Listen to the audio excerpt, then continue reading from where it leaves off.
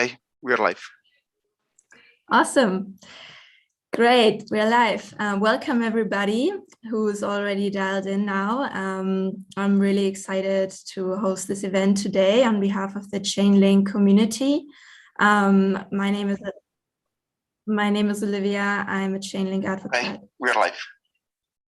Awesome. Okay. Great, we're live. Welcome everybody who's already dialed in now.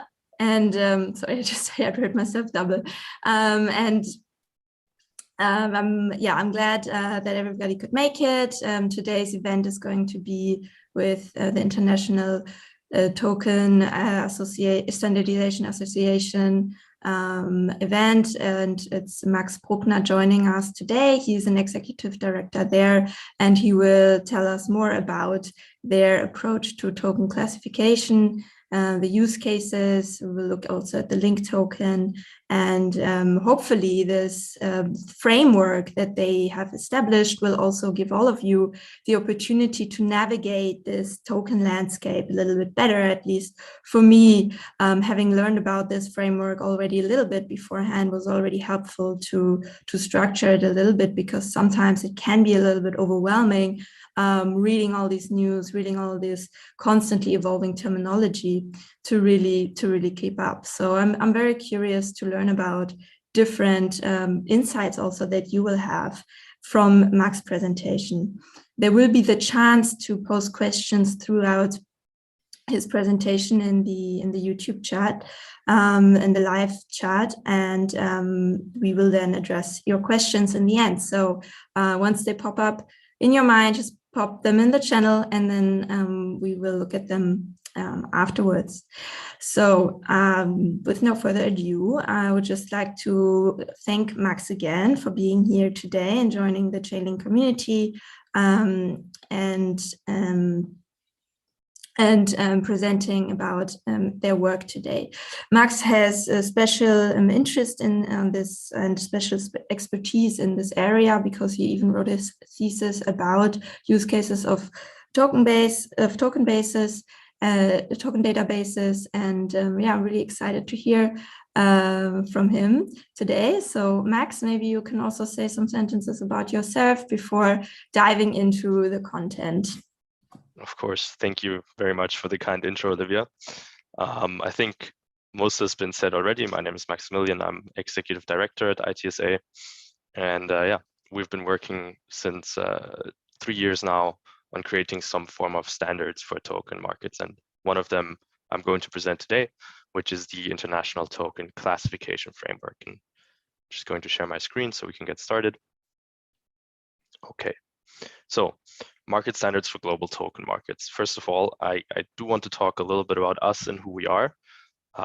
We're based in Berlin, and we're a not-for-profit association of German law, comprised of about 250 international members. So those members range from individuals to large German corporates, international corporates, different startups and token projects that we then also try to give some advice to, banks, exchanges, large amount of universities and research organizations, and actually the largest group of our member base are tax and law firms and individual lawyers that are interested in the space.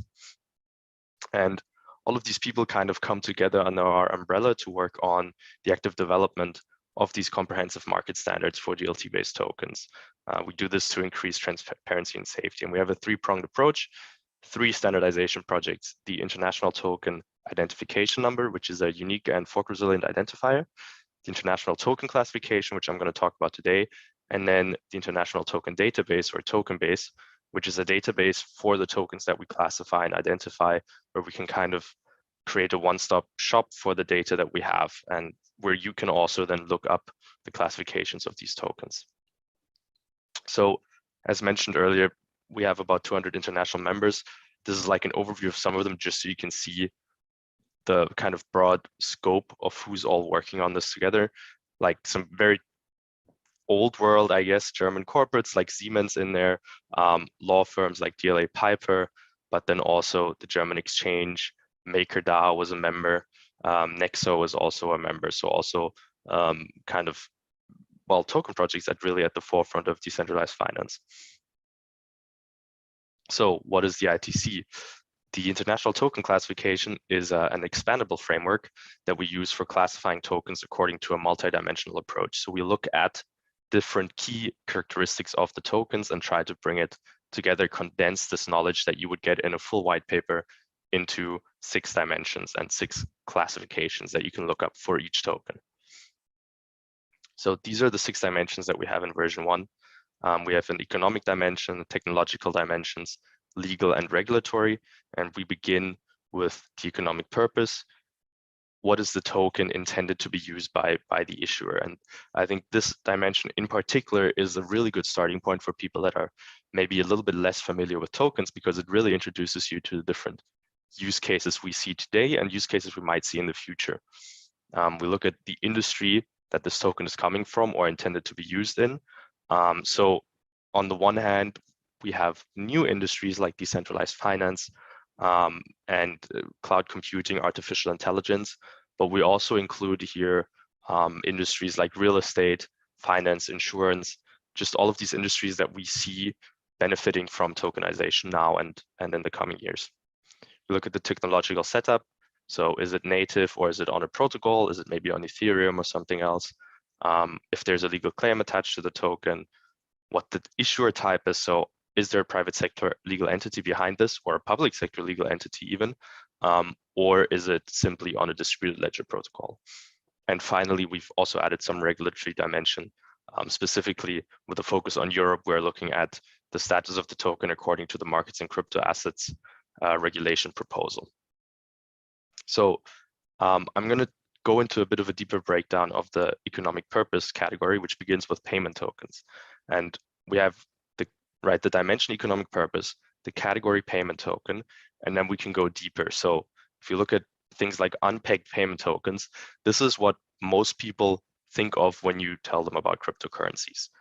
They would think of things like Bitcoin that you can see here, Litecoin, Dash, or Monero, all currencies that are kind of characterized by no peg to any fiat currencies. So there's sort of a free floating value. Like Bitcoin, there's also then often some volatility there. And their intention is to be used only for payments. And payments not only within their own ecosystem, but payments for anything, for any goods and services you might be getting. So the typical example, you pay for your pizza in Bitcoin or something like that, or it's legal tender in El Salvador now, right? We then also have pegged payment tokens, which unlike Bitcoin are pegged to a certain other value. So those that are pegged to a fiat currency and those that are pegged to the value of an asset. And the most well-known here are US dollar pegged payment tokens. These are also referred to as stable coins. So prime examples here, you would have Tether USD or USDC by Circle or the DAI stablecoin. This is also kind of the area where Diem is active or wants to be active in with their stablecoin protocols, where this token is designed to always hold the value of whichever fiat currency they're pegged to. Tether should always be worth $1 US. There's some Euro pegged payment tokens coming up as well now, like the Angle protocol. And we have subclasses here for other currencies, but this is not something that we've seen a lot of traction. Really, most traction here is in the US dollar segment. And then for asset pegged payment token, it's the same thing. Something like Pax Gold would be pegged to the value of, I believe it's 1 fine ounce or 1 London fine ounce of gold. And the reason this is a payment token is because if you read their white paper, it is stated that this token is meant as a means of payment. You could, of course, argue, well, you're buying gold, essentially. It's pegged to the value of gold, so maybe it's an investment in gold. But we go by what the issuer intended the token to be used for. Then we move on to utility tokens, which have been a buzzword recently.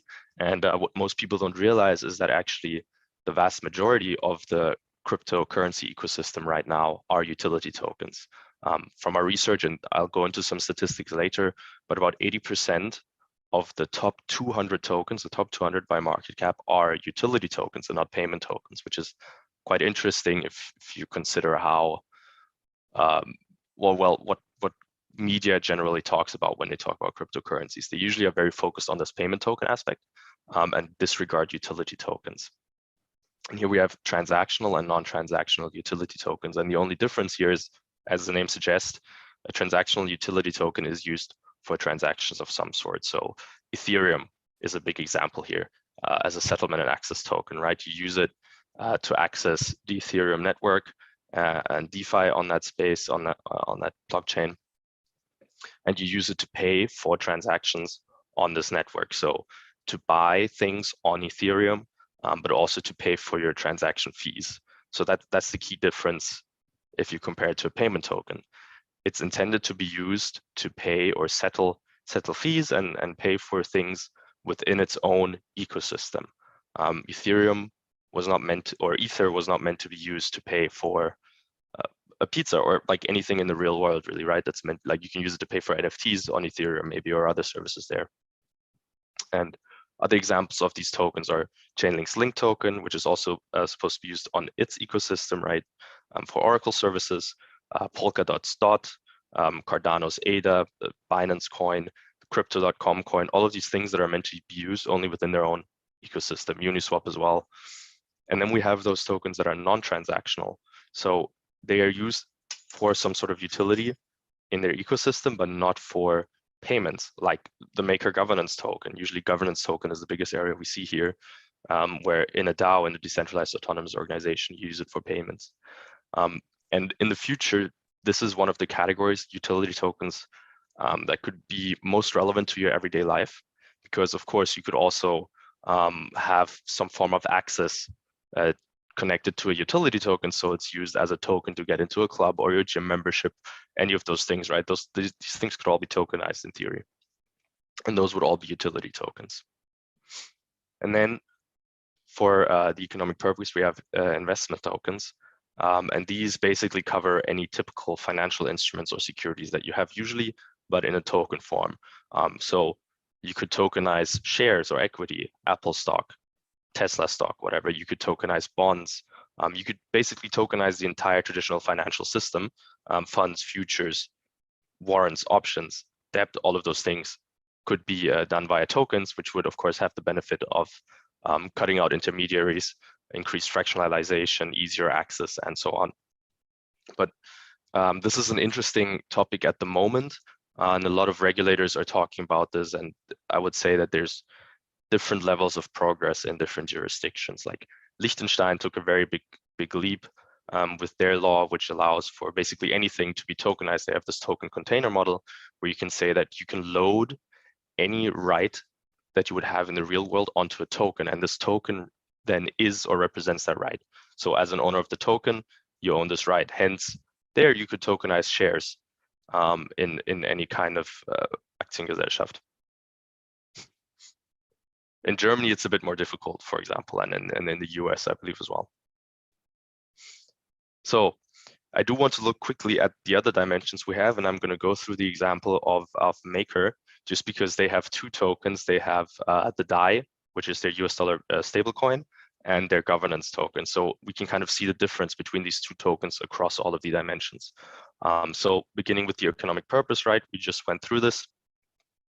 The DAI stablecoin is a US dollar payment token. And you can see here on the right of this table here that we assign codes as well, and they build up on each other. So when you're going through a database, you can filter by each step. All of the tokens we classified, you can filter by, okay, I only want to see payment tokens, or you can go further and say, I want to see only fiat-backed payment tokens in my search. You can kind of go up and down because of the way this code is built up. So that's the DAI stablecoin. In contrast, Maker token is a governance token, right? It's used to vote on proposals and participate in the DAO as a voting participant. Then we can look at the industry. So where is this, in which industry is this token meant to be used? Where is it coming from? For the DAI, we say, well, the industry is payment services and infrastructure. Since it is a payment token, you use it as an extension, I guess, of the typical payment services that you would use simply on the blockchain and in decentralized finance in particular. The Maker protocol itself is actually a lending protocol, a lending and a borrowing protocol. So the industry of Maker is decentralized lending, saving, and asset management.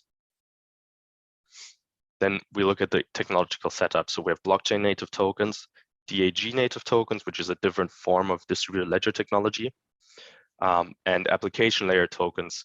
So like the DAI, it's an Ethereum ERC20 standard token on the Ethereum blockchain. And the maker token is, in this case, actually the same. They are both ERC20 tokens. And the majority of the tokens today are actually following this ERC20 standard, or the majority of fungible tokens, at least. We look at the legal claim. So does this token provide you as a holder with any other right other than the one to the token itself? So do you have any claims against the issuer or any other third party that you can kind of uphold by having this token? And the DAI token for us, and this was a long discussion internally, and we've decided that it is a relative rights token. So you have relative rights towards the issuer, that this one DAI token is redeemable for $1 US. In contrast, the MakerDAO governance token is a no-claim token.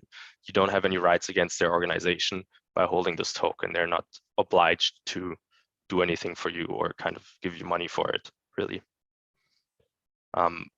Then if we look at the issuer type, there's public sector legal entities, private sector legal entities, distributed ledger protocols, and application layer protocols. So Bitcoin, for example, the issuer type is a distributed ledger protocol.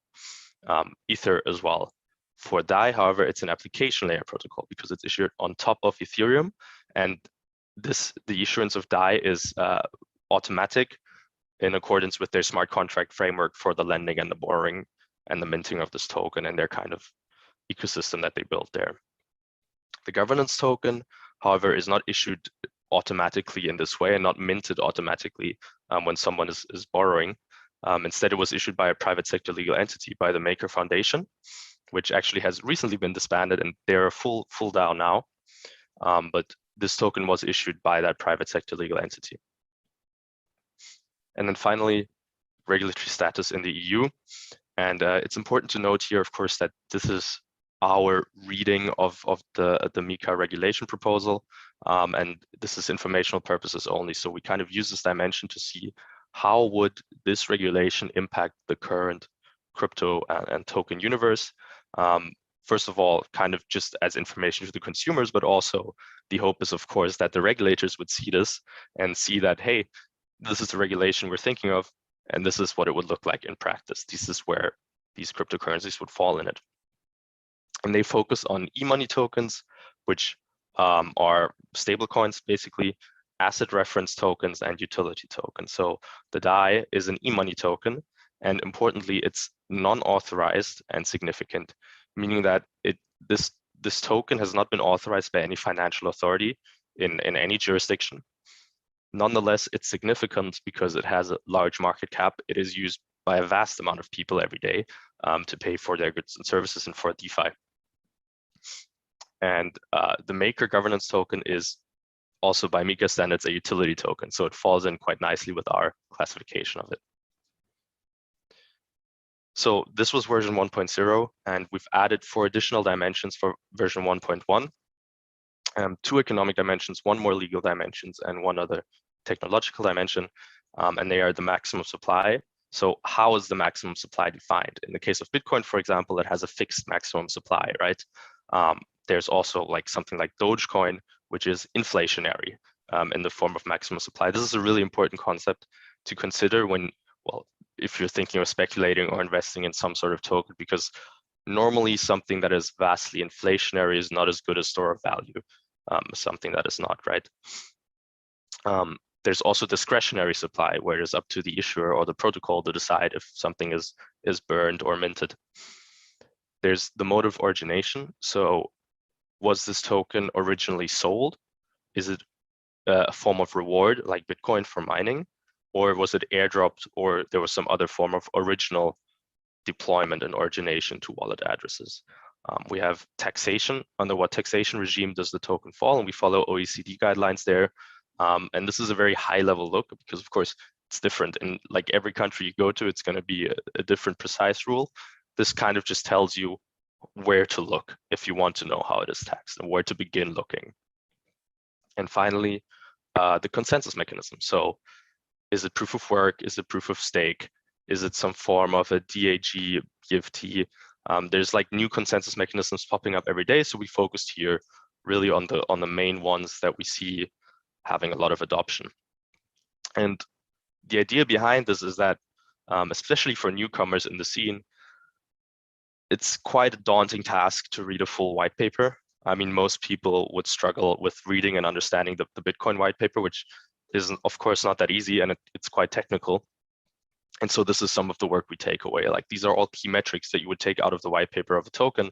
And when we do our classification work, we read the white papers for you, we classify it. You can very easily filter and look through the token universe then based on this classification and make more informed decisions as well. So I mentioned some sample statistics.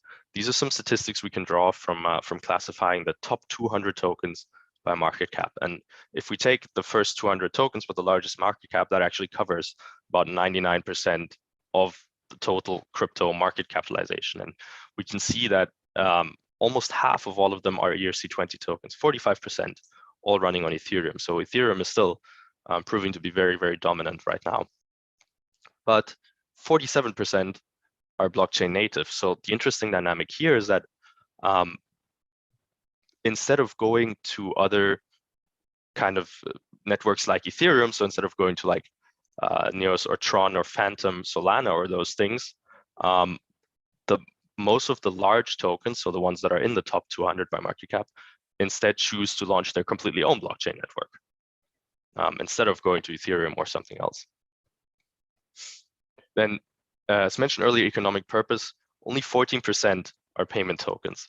Most of the tokens are utility token and have some sort of use within their ecosystem. Now, it is a different thing to then argue, okay, how many of these tokens are actually used for the utility versus how many right now are just used for speculation, really. And I think that's something that I think probably right now it's a lot of speculation, but it's something that should change and that we all hope will change when the markets or when blockchain as a whole becomes more mature. And then the issuer type. Most tokens are actually issued by a private sector legal entity. So usually there's someone that has an incentive behind it for issuing the token. And this doesn't mean that they're not decentralized. There are a lot of very, very decentralized protocols that still have a foundation behind them. But I think a major reason for this is that you need developers and you need to be able to hire some people and pay them as well. And a decentralized autonomous organization, a DAO, is not a recognized entity in most jurisdictions right now. So there are a lot of private sector legal entities out there.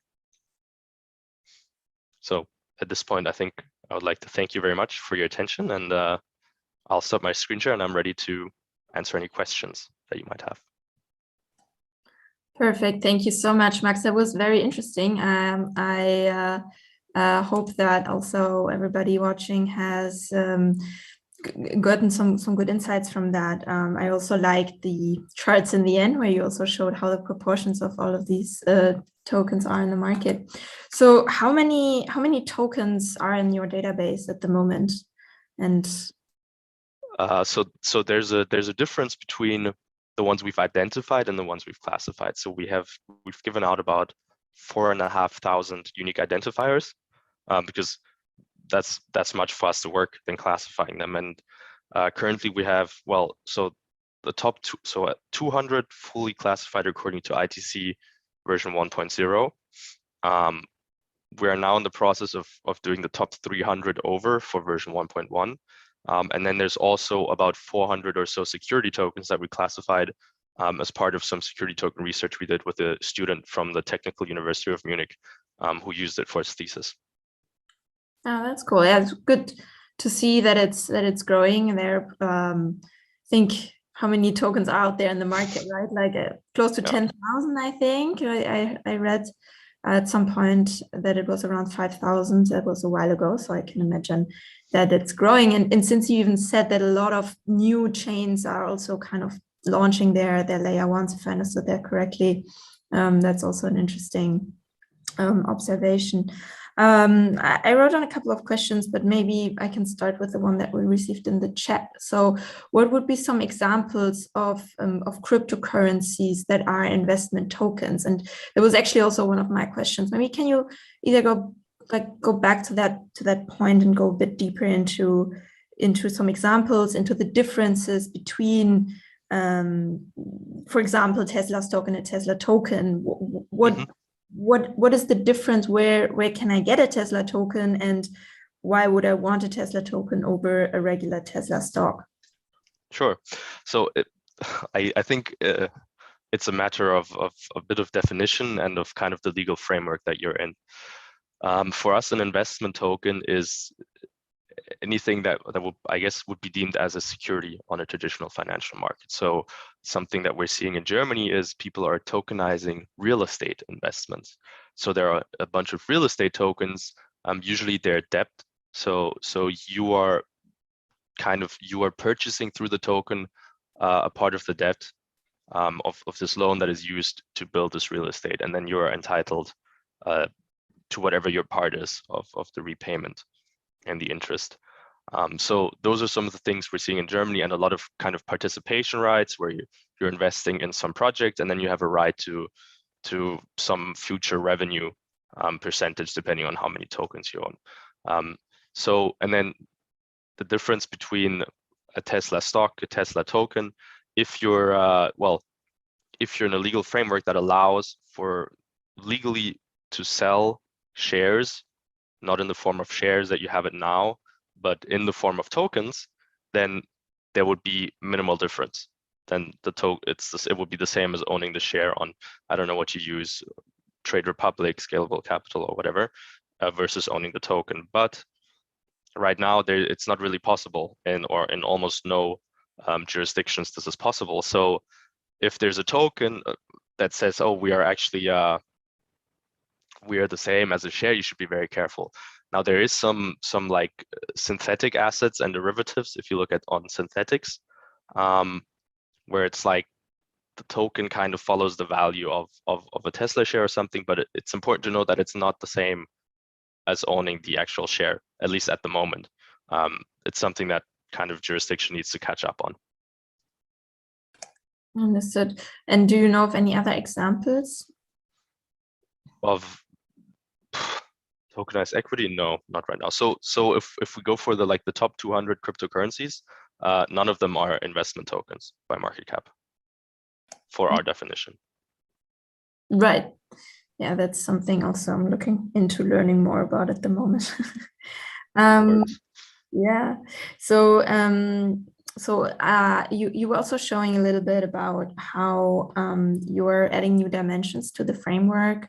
And that's really good to see that it's kind of like a living framework. How often do you update the information? Then you also mentioned something like the significance, for example, of a payment token, like by market cap. So I guess it's something that can be revisited every now and then to keep the classification up to date. Yeah. So we add new dimensions to the framework every year. So we have a working group in our association, which is made up of various experts that work on the conceptual work there. And then every time a new version of the ITC is released, we go back and we revisit everything to update it. And also we keep an eye on current news to see if anything changes, to then see if we need to change our classification. For example, there was a bunch of tokens that began as an ERC20 token, but had very clear plans in their roadmap to then launch their own layer 1. And then once that was launched and they had their own token there and got rid of the ERC20 version, then that classification changed from application layer token to blockchain native token, for example. So we try to stay up to date with what's coming in regarding the tokens we've classified. And apart from that, there's definitely a yearly update when there's new dimensions coming out. Yeah, that's awesome. The token database is available online, right? Like anybody can just go and look at it. Yes. Right. So you can look at it. Maybe I'll say the link. I'll see if people can remember. It's itin.itsa.global. So itin.itsa.global, and there you'll be able to find like our front end, where you can search through it, look up tokens that interest you, filter, and also apply it. Yeah. A screen share for our. Yeah, sure. Good idea. I think that would be interesting to go through because all this information big. So this is what the front end looks like right now. And you can enter, I don't know, here's some things I've recently searched up, but if we look for Bitcoin, you will see all the different, there's like lots of Bitcoin forks that we have on here as well, Bitcoin Classic, Bitcoin Cash, and so on. Lots of interesting things. And then here's your Bitcoin with its unique identifier. And when you click on it, you will be able to see its classification here. Also version 0.9, which had only 4 dimensions, version 1.0, and then version 1.1 will also be added. So you can see kind of how things change as well. And you can also, of course, you can filter by all the dimensions that we have. And we have some token lists as well. For example, we have a list of tokens on Aave that you can look at here, and they're kind of items and classifications and so on. So this is something that we're building out right now, these token lists. And what, sorry, which tokens would you see under the Aave example, for example, what would that entail? So like similar to the Bitcoin forks that you were showing, right? Yes, and also kind of their wrapped versions, and they have like these interesting interest-bearing versions. So I mean, a lot of times I think what's a different one, synthetics, right, is something that we mentioned earlier. They have like their own wrapped version of Aave, of ADA, of BNB, and so on. And these are all, of course, they're not the same as the actual token. I think like a basic example is Bitcoin versus wrapped Bitcoin on Ethereum. And a lot of these protocols have like similar things going on. So we try to list them, identify them as well. Right. So that's important from an identifier standpoint.